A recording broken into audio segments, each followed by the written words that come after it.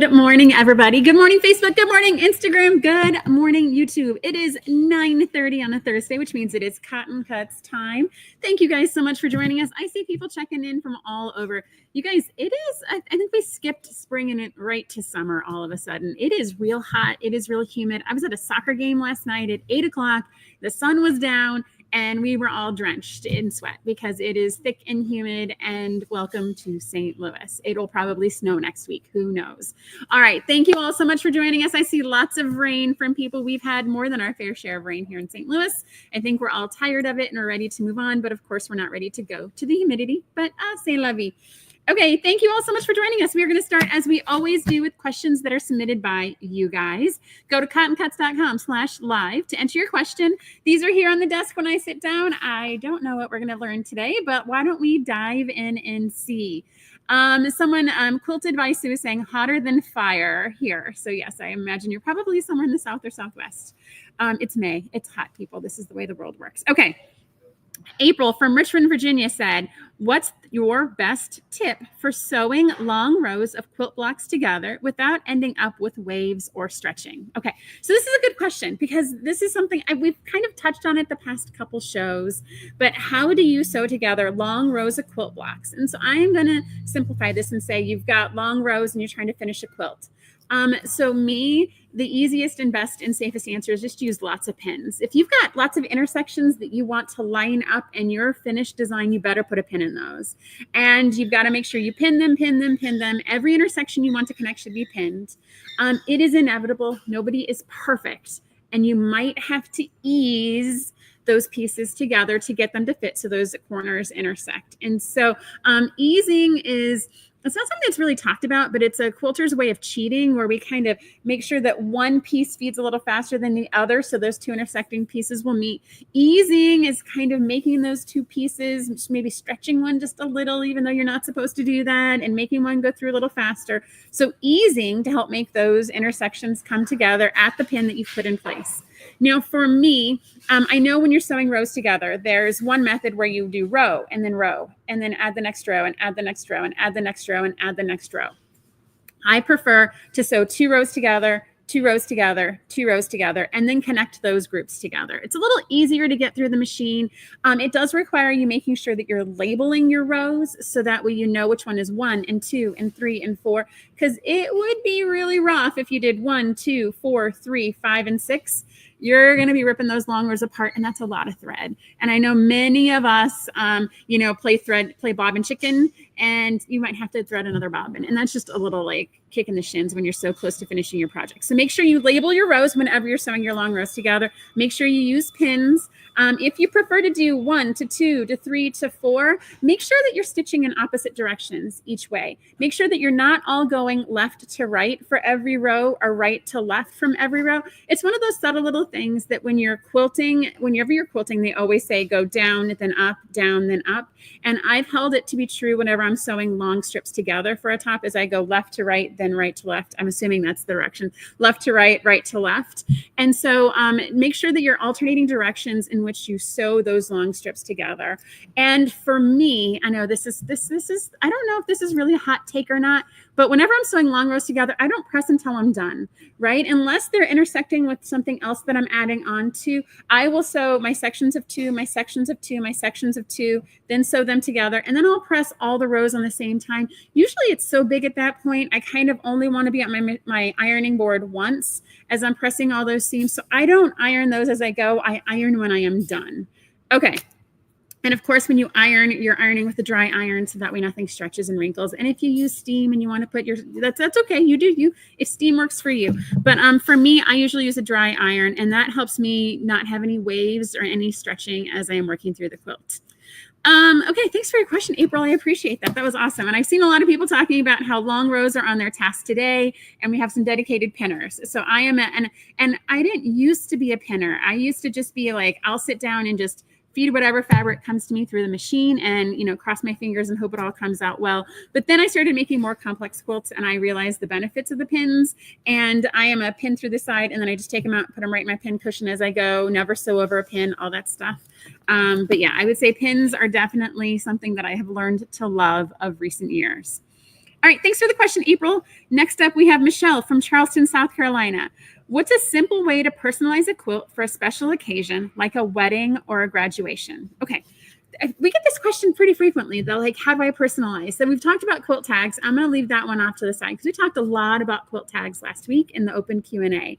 So for me, if I am making a quilt for a wedding or a graduation, I'm going to go back to the beginning. And so I'm going to make sure that the colors that I pick for the quilt are something that are sentimental to the person that's receiving it. And in that case, they may love sage. I made a quilt for a wedding, and you guys know, I don't like green. I don't do green. And I had to suck it up because it's not about me. It's about them. And so I made a quilt that was all different shades of sage and green and very soft.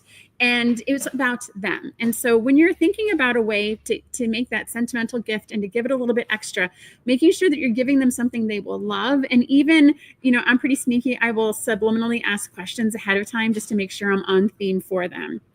Also, if you're looking at a wedding or a graduation, coming up with something, using things that are personal to the people that are receiving it.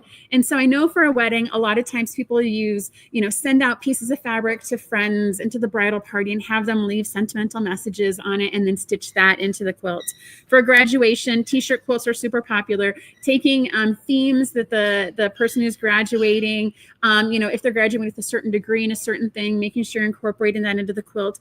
And I think that when you're thinking of ways that you really want to make that quilt extra sentimental, going over the top to integrate things that are personalized into it. And I'm not saying the quilt has to be entirely blocks that are just, notes from friends and whatnot.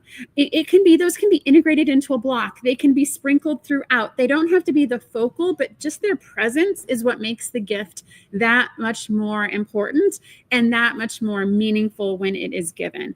I would say if you are going that above and you are putting in extra things into the quilt top design, please, please, please make sure to tell people to give you a seam allowance, because I've had that happen before where, I've given fabric out and people have written these like super passionate, heartfelt notes and they didn't give anywhere near a 1/4 inch on the seam. And I had to ask them to do again, which is fine. But for some of these events, like the wedding's going to happen on the wedding day and you might not have enough time to get that again. So make sure you're telling everyone about your seam allowance to make sure you don't have to go back and do all that again. Let's see here. Yes. So I'm just sorry, just popping in on the comments and the notes. And so I would say then, of course, there's, making sure that you're, putting in the quilt label and putting in the sentimental reason for the gift. All those things give it just a little extra. And today's show, we're talking about fussy cutting, which is a fantastic way to kind of give that project that little extra, that little I went above and beyond. And so we will talk about lots of different methods and tips and tricks for fussy cutting coming up that you guys will be able to use as well to give it just a little extra. For weddings, graduations, births of baby, those are things that you want to give just a little bit of more of a lasting memento. And so it is worth that little extra bit of effort. All right. Thanks, Michelle, for your question. I appreciate it as always. If you have a question for us for next week, go to cottoncuts.com/live. Submit your question. Paula puts these here. They're always a surprise to me, but we will see what we can all learn together. I see lots of folks have given StreamYard their permission, so that way I can kind of see your names and interact with you and answer your questions as we go along. Pat Vizino is jumping to our theme here. She's kind of jumping ahead on my notes. We'll get there in a second, Pat. Okay. And don't forget to stay to the end. We're going to give away a $25 gift card to the Cotton Cut Shop just for hanging out with me today. So stay to the end. We'll have a question. We'll pick one lucky winner. All right. So what's happening in the shop this week? Pat jumped the gun. So our Mystery 5-0 theme was officially announced this week. And so it is going to be Hawaiian Paradise. And so I know whenever we announce a theme, people start thinking that all the fabrics are going to be in that theme. They're all going to be Hawaiian Paradise. And so as we've said, when we talk about the puzzle mystery quilts, it is really just an all-encompassing kind of theme over the titles of the quilts with a little bit of elements in the design, but not every quilt is going to be Hawaiian themed, guys. So if you're thinking we're going to do a whole bunch of like tropical and underwater and undersea, that's not the way it works. The theme is just a way for us to connect all the quilts together. And so Hawaiian Paradise is the theme. So I'd be expecting a lot more Hawaiian shirts. When Dominic is here this summer, that kid has a ridiculous number of Hawaiian shirts. Sometimes he wears 2 and 3 at the same time. So you're going to be seeing a lot of Hawaiian themed things from us as the show goes on, as we start talking more about the Mystery 5.0. We did finalize our 5 colorways for this. This is exciting. Like, we're super excited about this, you guys. We spent a ton of time talking to the folks at H&H, and definitely stay tuned for sneaks of those collections coming up. We're going to start doing a lot more about Mystery 5.0 in June, but I did want to tell you guys that the mystery theme was revealed. All right. Under the Sea, that's our big thing this month.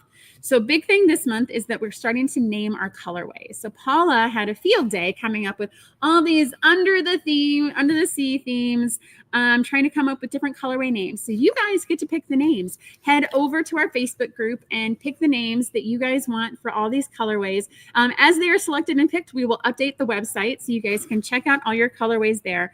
And we are doing a special show, the next week's show. And next Thursday is all about Under the Sea. So we're going to cover all the colorways. We're going to show you the fabrics. We're going to talk about which fabric is more important in the color wheel. We're going to cover a bunch of stuff so that way you guys are as informed as possible when you sign up. And that way you guys end up with a quilt that you're going to love. All right, Stitchits are also dropping today at 11 o'clock. We've taken a couple months off of Stitchits so our team can get caught up, but we are ready to bring that back. And so we have 3 amazing collections. They will be on the website in an hour and 15 minutes. We are doing less of them, guys, so they will sell out. Oh my gosh, I am being asked if I'm going to show up as a mermaid. Well, so seeing as how you guys can't usually see what's under the table, I don't know if there will be a mermaid present. I was asked about a coconut bra, and I did kind of veto that idea. I will wear a coconut bra if you guys show up on the camera with me in a coconut bra. So that challenge is down. So whoever raises their hand, you can get in on that action. All right. Modern Maker is actually shipping today, guys. Those fabrics are lovely. They're amazing. I showed you guys them last week. Those are moving out the door today. And our classic boxes ship next week. And so I have a couple of the classic fabrics here to show everyone. And so classic is our preference subscription. So you tell us what you like, what you don't like. And we put together a different box every month with the different collections in them. This one is definitely more of a muted palette. However, if you like bright fabrics, we have like this one. As soon as I saw it across the shop floor, I was like, this is fantastic. This is amazing. This is a beautiful fabric. A seaweed tiara. Joyce, that is a fantastic suggestion. I'm going to pass that one over to Paula to source a seaweed tiara. That is a fantastic idea. But you tell us what you like, what you don't like, and we ship you fabrics based upon what you tell us. This fabric is going to come back as we talk about fussy cutting. We have these cute little Sasquatches, gang. If you like juvenile fabric, we've got the Sasquatches, we've got the feet. Like, this is the beauty of the classic, right? If you like this stuff, we can drop these little surprises in your box. If you don't, then that's fine. You won't never see it again. That's the way the classic box works. Siren crown would be fun to wear, just saying. So Savannah, I'm reading a fantasy book, and the sirens are in it, and they all have like scales for clothing, and I don't know how far we're going to go on the sirens, but okay. Just keep giving these ideas, and Paula will sort through all of them and figure out what sort of costume we're going to do. All right. All right.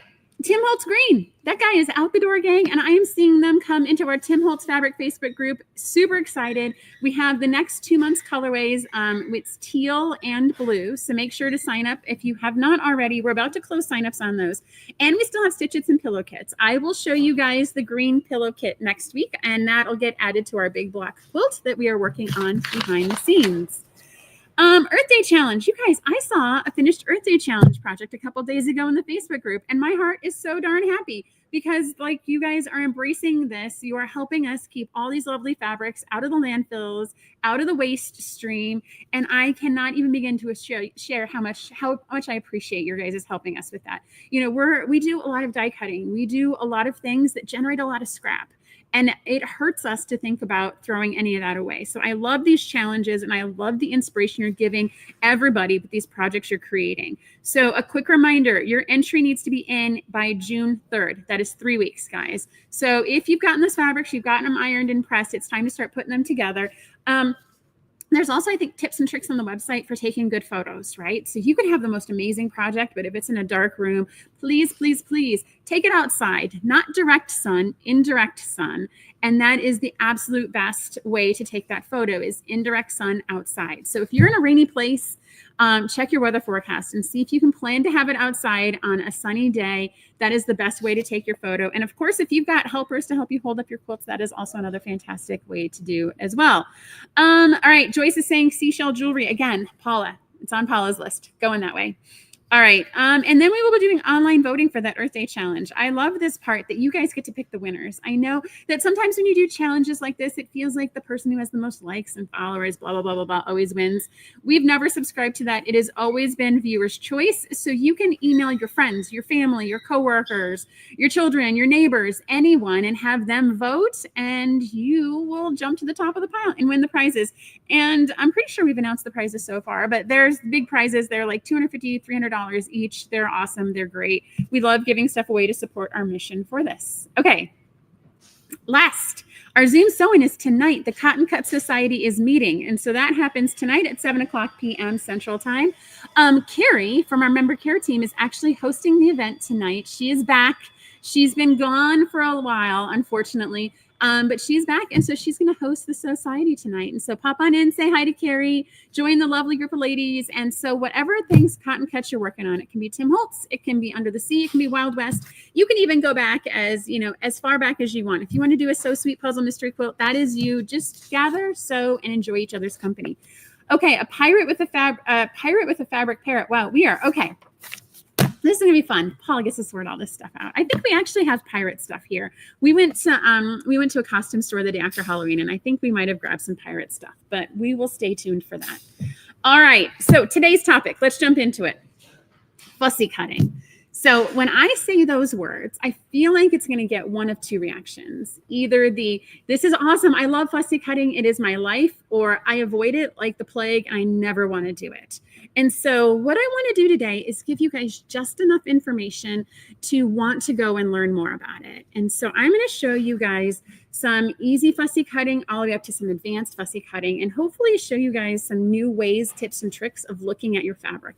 And even if after watching this segment, you never fussy cut anything, I want you to see your fabrics slightly differently than you possibly have before. And I think that's one of the beauties of fussy cutting is if we're in a world where we're cutting strips and triangles and squares, we're mass producing quilts. But if we stop to fussy cut, we can see potentials in fabric that might not last, taking too long to get there. I don't know what that means. So hopefully Rexel Sew LLC, you can possibly add a more comment to that. But so what I'm trying to say is that see your fabric for more than just the fabric that it is. And there's more potential there with things that you can see in the background of your fabric that will actually enhance your main project. So what exactly is fussy cutting? So fussy cutting is deliberately and intentionally isolating motifs in your fabric and using them as a focal point or as an enhancement to your main design. And so it gives your project a little something extra. And when I have seen fussy cutting used, it actually moves quilting into a category of art. And the ability to take a base material and convert it into something that makes it three-dimensional or that gives it motion more than just the actual print itself is actually art. And so I feel like it is a fantastic way to really just make new illusions with the elements in your fabric. And so you can use these to customize themes. So if you've got holiday prints, or if you have kids quilts or memory quilts, or if you want to do, it's very commonly used in like an I Spy quilt. And so you collect all these fabrics and you cut out the little pieces, and children love it because they can find the little elements that they're looking for. I Spy quilts are a fantastic use of this. Storybook quilts, if you want to have a collection of different characters and make a storybook quilt, that's a fantastic use of fussy cutting as well. And so what fabrics can be used for fussy cutting? And I am going to put a hot take on the table that any fabric that you have, with the exception of a solid, can be used for fussy cutting. And so I know that when we start thinking about fussy cutting, we start thinking about the big prints and that we can only fussy cut the big prints, or we can only fussy cut certain things. But I am going to show you examples of fabrics that are stripes and that are geometric and that are used to fussy cut and are actually able to create images and illusions that are more than they actually are. So when we look at fabrics that are suitable for fussy cutting, this is what most of us usually think about. And so I'm going to show you. So this is, the queen of fussy cuttable fabrics. And so this is a Tula Pink print. This is Tabby Road, guys. And so when we think of fussy cutting, I know most of us go straight to, we've got to have a big print, and we're going to do what's called a center motif. And so if I can draw it, we're going to cut out this cat and we're going to put it on a project, right? Center motif is the most common way to fussy cut. And that's taking something big and that's isolating it and cutting it out specifically. And so this is, again, another Tula Pink. And so people will take these dinosaurs and they're going to cut them out and they're going to fussy cut them. And it's because they want to isolate just this element. You fussy cut when you want to isolate an element. You can definitely use this in yardage. You can cut it into squares. We would die cut something like this every day of the week, and we would have dinosaur horns and dinosaur tails. But if you want to isolate just that element, you're going to do what's called a center motif. And so I have a couple projects where we have some center motifs. And so here's another Tula Pink. And this is a bag that was made for me. And this fabric, the picture was a center motif. And so they took the two flamingos and they've made this super cute little bag. Now, mind you, if they would have just lined it up on there, perhaps we would have had, part of a flamingo or not, or maybe one flamingo. But with design and with intentionality, those flamingos are centered on this bag. They are mirrored on both sides, and it's super stinking cute. Another center motif is this stitching bag. And so I made this and I hand stitched these hexagons here. Hold on, let me get it up so both cameras can see. And so what I did, this is one of the last collections from Cotton and Steel before they became Ruby Star. And so this is a Rashida Hale collection.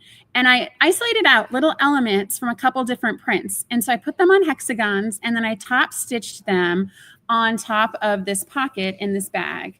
And so they're all center motif. So it's taking an element that I like and is centering it in whatever I am creating. So see, there's little elements like the houses, the animals, the people swimming. And so it's centering it on whatever I am cutting and whatever I am working on. Now, this is a quilt that Dawn in our shop made. And so Dawn is always making really cool, crazy projects for her kids. And she had a fussy cut pillow where she fussy cut out some Goldilocks elements. And so this one is, so here we have the stripes and the seams. This is not the fussy cut bit. But what she did to add that element of pop is she just fussy cut a zebra right in the middle, guys. Fussy cutting doesn't have to be extensive. It doesn't have to be the entire project. And this element, Dawn put a zebra here. I'm going to try and move it over so the Instagram folks can see it too. But so Dawn used this zebra in the middle to add a little bit of extra, right? That's all fussy cutting is it's a little bit of extra. Could she have put literally any other fabric there? Absolutely. But the fact that she put that in there says, I went the little extra mile on this project because I wanted to make it special for you. And so she did a center fussy cut there. Now, I know a lot of us like Sweetwater from Moda, and Sweetwater does a lot of prints that are like Tim Holtz. They're text prints, they're graphic prints. And so I took a class from Juicy Juice. He came from my guild here. He's going to be at our retreat in New Orleans. And he was teaching us the Moonstone pattern, which is this foundation paper piece pattern. And I took a Sweetwater print, and I actually fussy cut out in a center motif fashion all 50 states. And I've integrated them into my Moonstone pattern. And so you can see this print itself was just one that they just had little like signs from all 50 states. And so I fussy cut them out using my acrylic templates. And so this Moonstone quilt will have all 50 states integrated into each block because it was a center fussy cut and it was put into this shape. Now, I did a fussy cut sew along on Instagram. If you guys want to follow any of these fussy cut sew alongs on Instagram, you will learn so much. The hashtag fussy cut sew along is where you'll find a ton of things. And every week for a year, we were given a different prompt and a different challenge. And one of the challenges we were given was to do a center motif fussy cut. And so I did it for the full year. And so I had fun going through all these. But the idea was we made these flowers. And each week there was a different prompt. And so this is the center motif. So the idea was find a motif that you like and isolate it out and cut the center of it. Here's a Dear Stella print. And so there was these cute little fairies that were center cut and center motifed. Here is one where the center motif, I actually rotated around the outside of the flower to keep the focus on this bird in the middle. So the same idea, you just isolate this element, and instead of keeping them all in the same orientation, just rotating them as you go around. And now all of a sudden it adds a frame to the bird in the middle. And then this is the last one. This is fun. This was just on the prompt this week. We had to do a center motif, and I just decided to do something fun and bright. And so I had this little sun print. Now, mind you, you can see, like, you might get vexed when you're fussy cutting that it's got bits and pieces of all the suns around it. But I guarantee you, when I held it up, not a single one of you saw that until I pointed it out to you. And so I just isolated out this sun fun face and put flowers around it.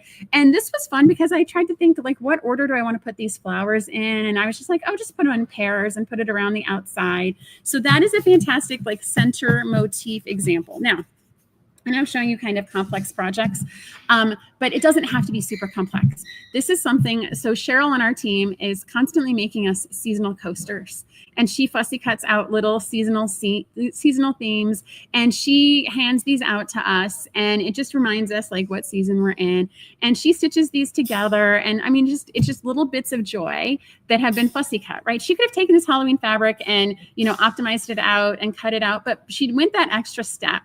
And she added the ghosts to it and centered it around the theme. And it's just a little fun, right? It doesn't have to be super complex in order to have a fantastic center motif. Let's see here. Okay. So those are the center motifs, guys. Those are kind of the most common ways of fussy cutting when you look at fussy cutting. There is also what's called a section repeat. And so a section repeat is commonly used for something that is of a smaller design. And so what you're doing is you're taking something that has a graphic element to it, and you're going to take a piece of it. So it's almost like, here's my flamingo, but I just want to take a look at the flamingo legs or the flamingo feet. And then I'm going to find a certain number of them, 6, 8, 10, however. And I am going to take that fussy cut and I'm going to repeat it and make a new pattern that is different from my original pattern. So that is what a section repeat is. And so I have some examples of what a section repeat looks like. And so the idea is just take something that you really, really like in a pattern. And it does not have to be a big focus print. I'm going to show you some smaller pieces where you can get a section repeat and create a different illusion than what was there the first time. And so here, so this guy, when I hold this up, these are actually moths, they're moths. And so I really liked the moths, but when I isolated out the section, I liked how I was able to get them to connect all the way around.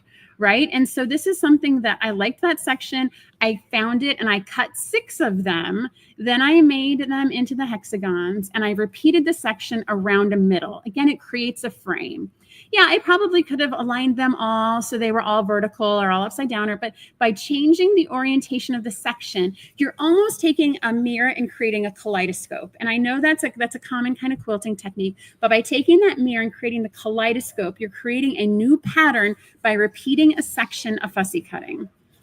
Here's another example of one where when I posted this, the comments I got were like, these were like eyelashes. And then here's another section that I repeated on the bottom, right? So by creating, and these were actually inside of a flower. These were kind of lines inside of a petal, but by taking them and arranging them this way, you've created something new with the section and with the repeat as it goes around. This guy has a center motif and a repeating section. And so it's got the center motif here of the otter, which is a fantastic Tula Pink all-star print. And then I created the section, but instead of making them all go the same orientation to create a border, I joined them together in pairs. And by fussy cutting them that way, it makes the design kind of radiate out.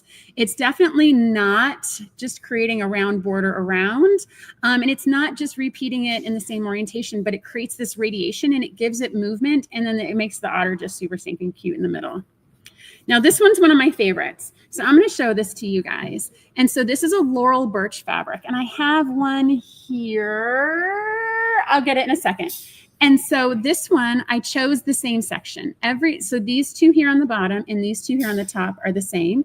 And then this section here on the left and the right is the same. And these are actually legs from a giraffe that were used in her fabrics. And so in that, thank you, Paula. Paula's got this for me. And so what it is, it's a matter of just taking a look at these fabrics, right? And it's easy to see in this case, the elephants, right? But what happens if you section off just a piece of that elephant, right? What if you take a look at just this trunk here? What if you take just that trunk? Can you repeat that section and make something different? And in this case, right, these are just legs. But if I was to tell you they're legs, you have no idea because I've made them something different than what they originally intended. And by doing so, I've added, I'm supposed to hold it closer. I just got yelled at to hold it closer. All right. So see, so those are legs, but by doing it, I've given it kind of a really cool little border and a little pattern.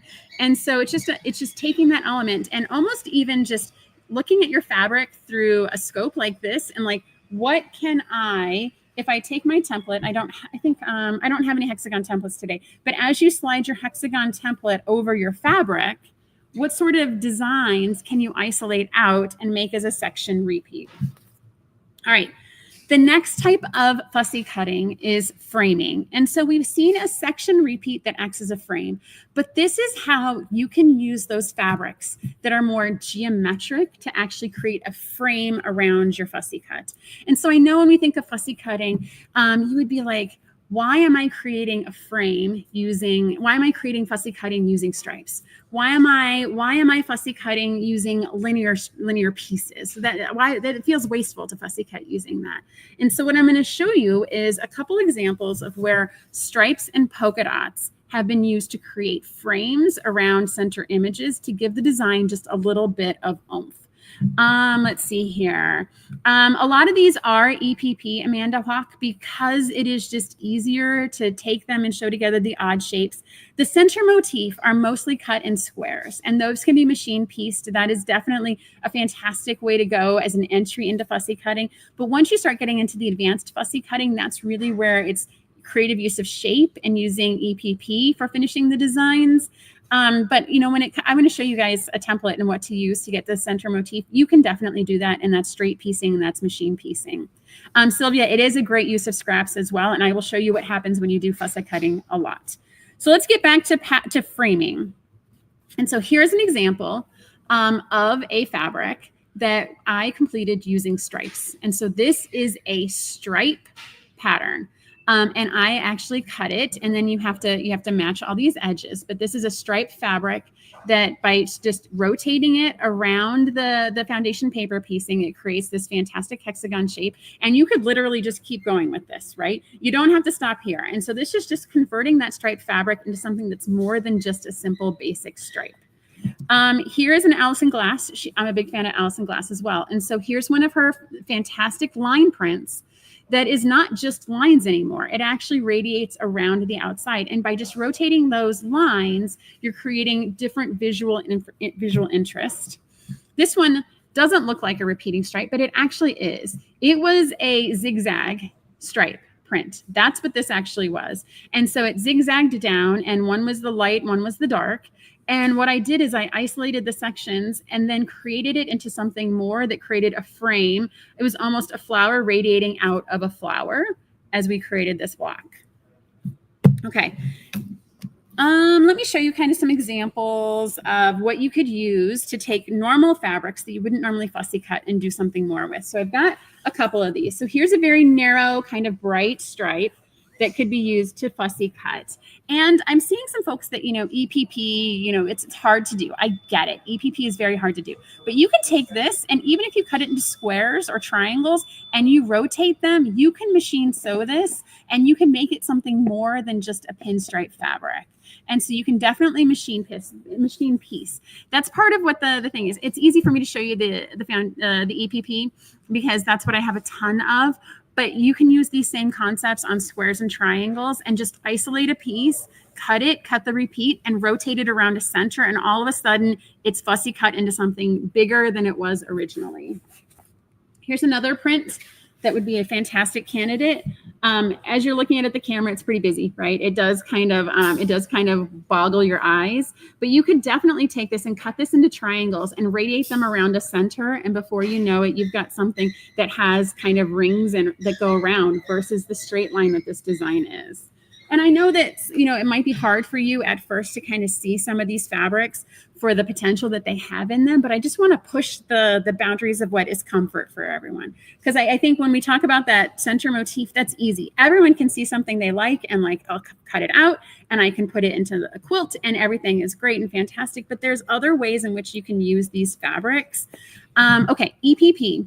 English paper piecing, Kelly Parker. And so what English paper piecing is it's actually, it's cutting out fabric and then it is wrapping it around cardstock that is odd shapes. So this is not a shape that you would traditionally sew on a sewing machine, but you're wrapping the fabric around cardstock and then you're stitching it all together to make shapes that are not traditionally done on a sewing machine. And then you take these and you can applique them, you can stitch them together. So all of my blocks could be stitched together and make a giant quilt that I could then finish just like a traditional quilt. All right, so those are the easiest fussy cutting. I want to show you guys some of the more, like the most advanced fussy cutting that I've ever seen, and really kind of where kind of it becomes an art form and it becomes intentionality. And so it is pattern matching. And so this is where you take a certain motif and you cut it up into different sections and then you stitch it back together and you match all of your lines. So it doesn't look like you've actually cut it. And I know that sounds bonkers, but I'm going to show you some examples of where the same print has been pattern matched and then show you how it becomes different and how it becomes something more. So a pattern match block. So this here is a Tula Pink bird. Right. And so we've seen these before. This is a common bird for Tula Pink. And this is actually 7 hexagons that have been cut apart and stitched back together. And all of the pattern matches across all your pieces. Right. So it looks like the fabric was never actually cut. Here's another one. It is an art gallery fabric. And so again, it is 7 hexagons that have been taken apart, sewed back together, and all the patterns and the lines match. Now, why would you do this? This feels bonkers, right? Like, just use the fabric as it is. Well, what I have seen done with this is take this bird, and Tula Pink released it, and it came in 4 different colorways. And so take the different fabrics and rotate them around, and before you know it, you're in Jackson Pollock mode. You are Andy Warhol, right? If you've got a different color and your lines match up, all of a sudden the bird is in 4 different colors of fabric. And now you have something that's very psychedelic, very cool, and very awesome. And so I know oftentimes when collections are released, we see these prints that we love and they come in 4 or 5 different colorways. This is a way to really kind of give it an extra boost. If I did this in pink and the blue and the teal and the green and did it all the way around, now I have something very cool, very psychedelic, and very interesting. Okay, so that's kind of the world of fussy cutting. Now, if you are hooked and you don't know where to start and you want to learn more, here's where I started. And so this book, it's produced by Gnome Angel. Gnome Angel does a ridiculous amount of amazing fussy cutting. Most of her projects, if not all of them, are fussy cut. Most of them are machine pieced, but some of them are foundation paper pieced. Joyce is asking, did I do all these? Yes, Joyce, I did all of these, guys. The team has helped me with some of these other projects, but I did all the hexagon flowers. Okay, so this is Angie Wilson. She is Gnome Angel. This book gives you everything you need to know to even begin to break down the barrier of cutting my fabric in a non-traditional way and really isolating out elements that I like, appreciate, and want to do more with. I know that I showed you a lot of Tula Pink fabric. I don't want to cut Tula Pink fabric. I am one of those people that just want to look at it and love it. But I love that by doing this sew along on Instagram and by reading books like this, I'm cutting into that fabric that I feel is too valuable to just cut up and put into a quilt. And I'm doing something plus with it. I'm doing something more with it to add some value to fabric that I am emotionally connected to. All right, so as you look at tools to do fussy cutting, right? So this is not something that we can just rotary cut and do strips and make it happen. So the first thing is that your clear rulers are your friend. They have to be clear, because in order to be able to see the designs you want to isolate, in order to be able to see the sections, in order to see the frames, you have to have clear rulers. And so, you know, everyone has all these fancy schmancy cool clear rulers, right? As long as it's clear, you can center it over your design and cut it, but it doesn't have to be super clear. This morning I was cutting some shapes and I used just a regular grid ruler, right? This is a small version of just a regular quilting ruler. And I knew what size I wanted my blocks to be. So I put some tape on here just to help me see that I needed to center whatever I was cutting in this image here. And it helps you when you cut it and then you rotate it and you cut it again. And then you get your square finished block of everything that you want to fussy cut out. But clear is, it has to be clear in order for you to be able to see it. I mean, you can probably come up with other ways of using tape and paper and cardstock, but clear is most definitely helpful as you're doing this. Also, a light box is super valuable, especially for these ones where you're doing complex pattern matching. Being able to get the light to shine through so you can see where some of these edges are going to meet up. A light box is a fantastic tool to have. For a rotary cutter, whenever you're fussy cutting, I always recommend going down to your small blade, not the 45 millimeter one that we normally use to cut fabric, but going down to an even smaller blade for a couple of reasons. So first of all, that little blade is going to move slowly as you cut. So in case you made a mistake, it's not going to cut off a huge amount of fabric. Some of the shapes that you're going to want to fussy cut might be rounded, or perhaps they might have some odd shapes to them, like a hexagon. That smaller blade will help you have more control as you cut out your shape. And then also for safety. So if you're cutting out that hexagon, you're going to want to put a lot of pressure on it. You're cutting out that shape, you're going to want to put pressure on it. And if you're using a bigger blade, it is easier to jump on and accidentally cut yourself, which is a huge safety thing for me. The smaller blade will typically stay in place as you're cutting out your fabrics. Now, I wanted to show you guys. So I used the square ruler today, and I used a classic fabric, those little Sasquatches. And so and so I really liked these two in the print because they were waving. So I used the template and I isolated them out. And so these can now be used as center blocks. So to Amanda's question, you can use these and you can sew them into a quilt just like you normally would. There's no additional work required. There's no foundation paper piecing or English paper piecing. And now you've got two happy, chirpy, Sasquatches in your quilt, as opposed to, I think I threw it behind me, as opposed to, this all over print, which might be hard for you to cut into because you don't want to, cut off a Sasquatch and lose an arm or lose a leg. But if you fussy cut it out, now you have two pieces that are fun and can be used in a quilt block. Now, I also have, and I've mentioned this before, so I have this block here. I'll put it against my shirt so you guys can see it because it is clear. I have this coffin cut out. And I know whenever I talk about using a template that's a coffin, a lot of people go immediately to Halloween. But I want to show you guys, it doesn't have to be Halloween to use this shape. And I know they call it coffin. It's a coffin template. But actually, guys, it's the beginning of a Dresden. And so I used it on that same Sasquatch pattern, and I cut out my little guy, right? And I can cut out 10 of these little guys. And before you know it, I can straight piece them all the way around. And now I have a circle of my little guys. I have a round table of my little Sasquatches. And so I know that, when it comes to crazy templates like this, it can be easy to think that they're hard to cut, hard to sew. But I was able to just put them right on top, because it was clear I could see right through it, and cut right around the outside. And then I can get 10 of these. And before you know it, flower petals as well, Josie. These types of things you can make, and I could have a whole Sasquatch party as opposed to what, again, looks like an all over print that might not have much potential to it. But by just taking some controlled measures and pieces out of it, now you can do some really cool, fun things with it. All right. So what are some tips or tricks? Oh, sorry, the last one. I almost forgot the last one, and this is the best one, because as you're cutting out all these shapes and you're pushing down on, you're trying to cut all the corners, having a cutting mat that rotates, I found is invaluable, because you're here, and as you cut your shape, the last thing you want to do is have to lift anything up, because when you lift things up, things slide, things twist, things turn, and so it's easier to have this cutting mat that will actually rotate. If fussy cutting accuracy is important to you, I think this was like $15 on Amazon. You just find them, rotate them, and then that way everything stays in place. You don't have to lift and move anything, but this rotary mat is fantastic for fussy cutting. All right, so tips and tricks. Definitely use clear ruler, use tape, glue-based, pin. Make sure everything stays centered in your design. Make sure you're counting. This is a big one. when you're fussy cutting, just like we said in the first question, make sure you're including your seam allowances, because I have cut into some expensive fabric before and I've missed my seam allowances and I have cried. So make sure that you're including your seam allowances and that you're not getting too close to your dude when you're cutting it. So with this guy, right, this template has the seam allowance actually on the template. It is this white line that goes around the outside here. So I know, like, if I was to do this, I'm going to lose the poor dude's arm, right? Because he's outside my white boundary line for seam allowance. And so making sure that you're accounting for your seam allowance. It also would be probably equally bad if I lost his legs or his head. So just make sure that whatever you're wanting to fussy cut is within your seam allowance and it'll be centered and perfect for you.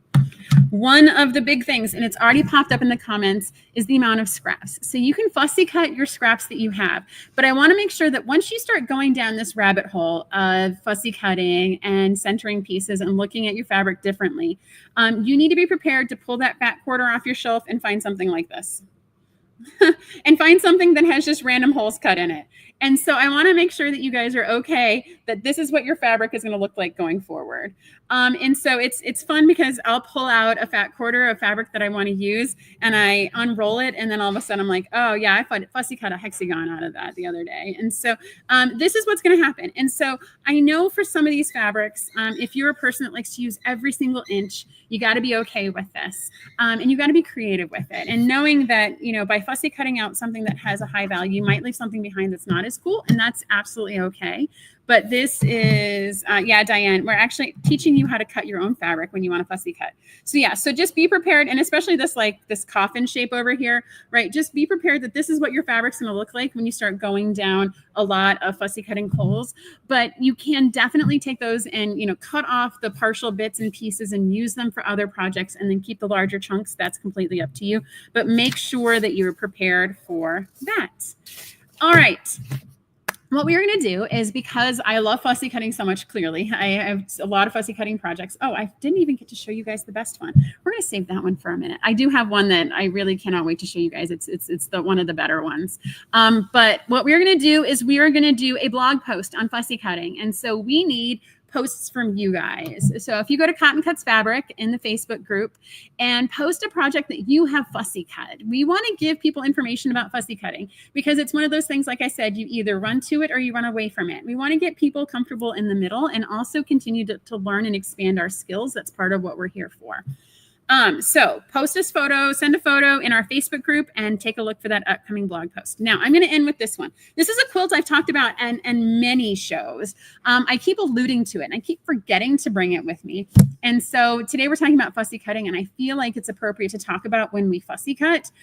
This is my biggest mistake quilt. So this is the quilt that I made for a book hop for Sheila. So she was making, she produced a book, and I picked a pattern and I sewed it together and things were going along well until I put it together and I made this parachute. And I talked about this a lot last week. This is my biggest mistake.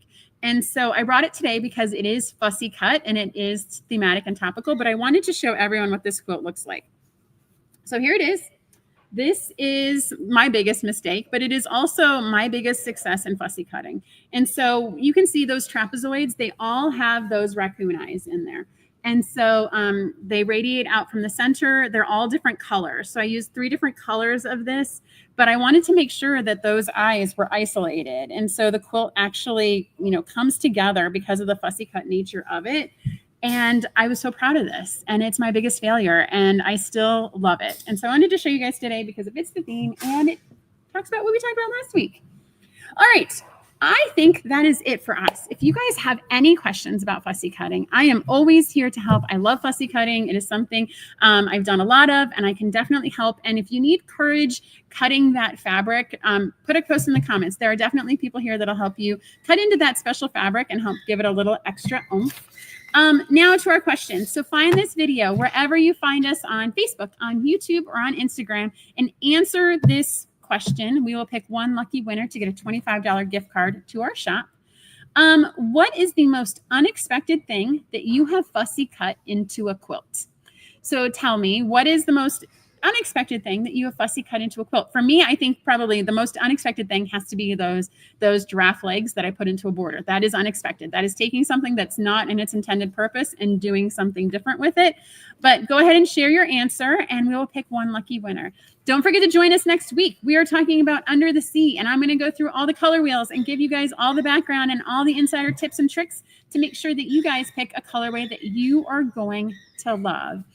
That is it for me today, gang. Thanks so much for watching us. As always, have a fantastic weekend wherever you are, rain or sun or heat, and we will see you guys next week. Have a great day. Bye now. And cut. Thank you so much for watching our video. We have so much fun making these, and we hope that you were both delighted and inspired by what you just watched. This video was sponsored by Cotton Cuts. Cotton Cuts is your one stop for all the best fabric and thread memberships. Love fabric? We've got you covered. Love thread? We've got you covered. We get that no two quilters are cut from the same cloth, which is why our memberships are as unique as you. We also have the largest block of the month in the world. Over 4,000 detectives solve our puzzle mystery quilts every year, and you can join them. Simply go to cottoncuts.com to learn more about all the awesome and fun things that we're doing. And don't forget to hit like and subscribe to make sure you get all of our new fresh content every time it comes out. Thank you so much. Happy sewing enthusiasts, and we will see you soon. Bye now.